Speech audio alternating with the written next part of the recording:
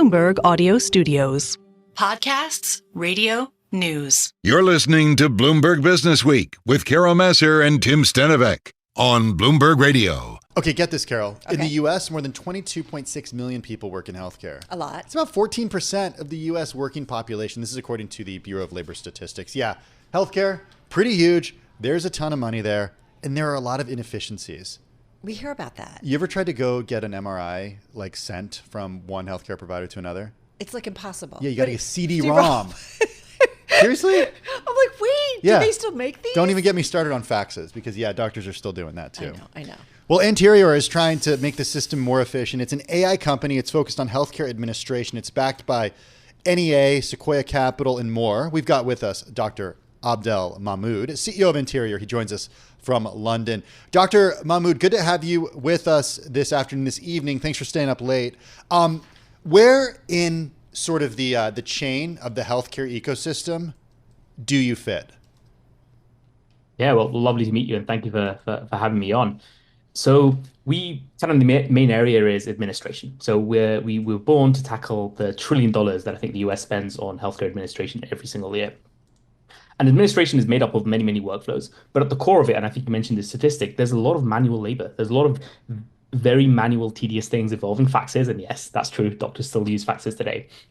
So we've started mainly on the health insurance because we feel like a lot of that administrative workflows and burden starts from that side, and we focus there. And maybe the easy way to say it is we're focused on wherever there's a fax machine that a kind of a highly trained nurse or a doctor needs to spend hours reading. That's the bit that we make faster.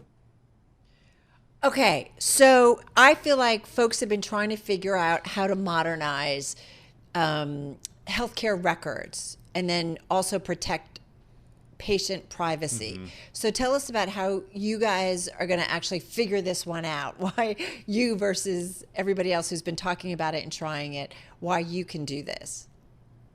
Yes, that's a great question. And I think you touched on something important there, which is patient privacy and interoperability, right? And the reason we have fax today is actually because it's one of the most secure forms of getting two systems that don't know each other or kind of aren't connected electronically to be able to communicate in a very safe way. The resultant issue of that is that when you send over a fax, the system on the other side receives the fax, but it can't ingest the data, right? It's 400 pages of medical information that only a human today can read. So you hire a doctor or a nurse to just read it.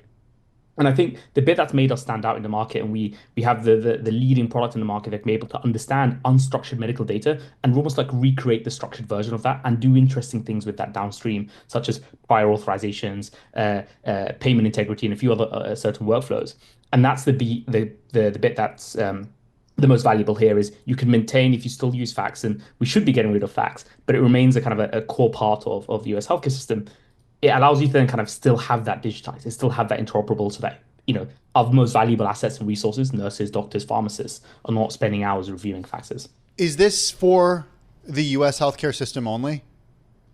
Yes, I think the US healthcare system is quite unique in the sense that it spends so much on these administrative workflows that are quite outdated in a sense. Yeah. So, yeah.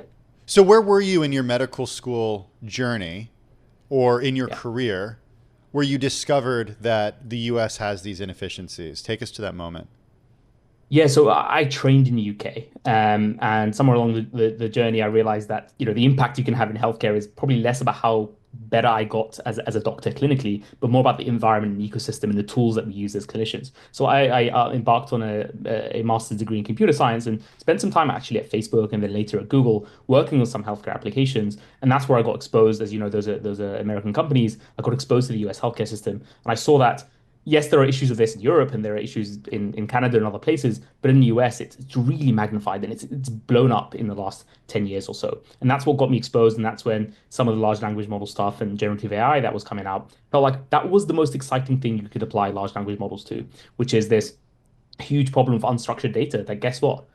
Large language models inherently have that capability that we never had before of structuring unstructured data.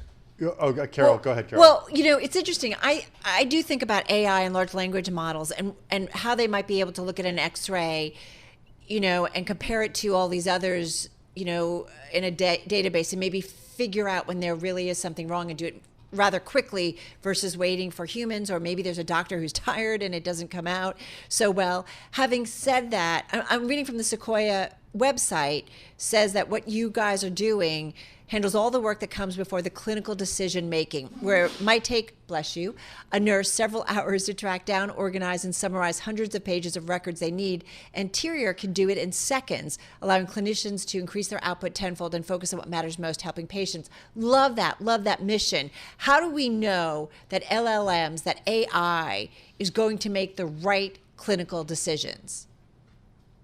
That's a great question. And that's because you never let the large language model make the clinical decision.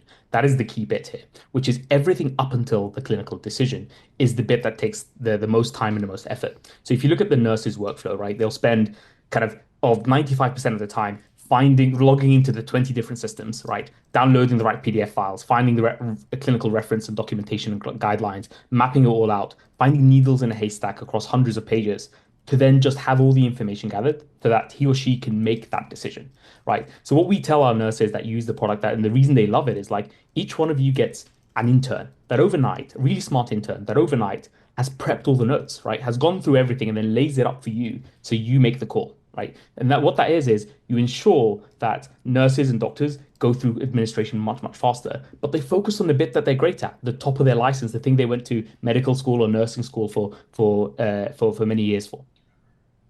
So I want to know about training these models, because there's a big issue when it comes to what this stuff is trained on. How do you do this when patient data is confidential? Yeah, so flat out, we absolutely don't train on any customer data. And I don't think companies would even allow you to, right? So that's all in the contracts that we sign and so on. I think the world has moved on in the sense of the previous issue with AI was that you needed to train a lot of medical data to even have something viable. But I'm sure you've seen ChatGPT passes the USMLE and all these things. A lot of these general models that we use off the shelf, right? They're actually pretty good clinically. The trick is that last 10% though, and the reason why ChatGPT isn't doing any of this stuff today is because it maybe gets 60% of the way there. How you orchestrate them, how you get multiple large language models, including also built on top of the decades of machine learning progress that we've had, on top of databases and other kind of computational techniques. How do you stitch that all together in end-to-end experience? That feels like almost like kind of completes the picture with a great user experience as well. That's the bit we focus on. And that's the bit that actually delivers the value. Well, let us know how things are going. Dr. Abdel Mahmoud, Chief Executive Officer of Anterior, joining us.